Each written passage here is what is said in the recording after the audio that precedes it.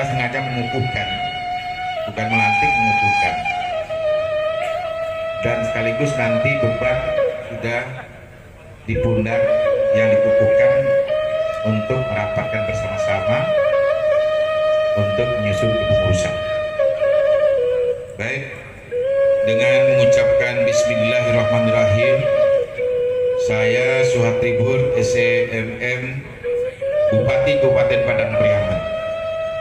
Pada hari ini agenda kita silaturahim ranah dengan rantau yang dihadiri oleh Wali Nagari sepadang Priaman dan beberapa pimpinan perangkat daerah terkait secara resmi mengukuhkan Bapak Haji Mahyudin Sarjana Ekonomi dengan Bapak Mardion SE Datuk Gadang Majolelo untuk diberikan amanah menjadi koordinator dan jajaran pengurus untuk melengkapi kepengurusan ranah dan rantau secara nasional.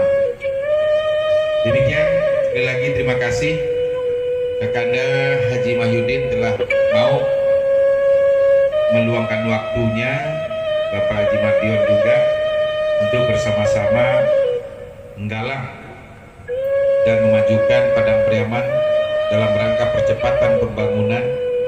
Dan di situ kita lihatkan kehadiran ranah dengan rantau bersama-sama dengan pemerintah daerah. Terima kasih semua Asita yang mensponsori kegiatan ini bersama dengan DPMD. Terima kasih kepada seluruh yang hadir.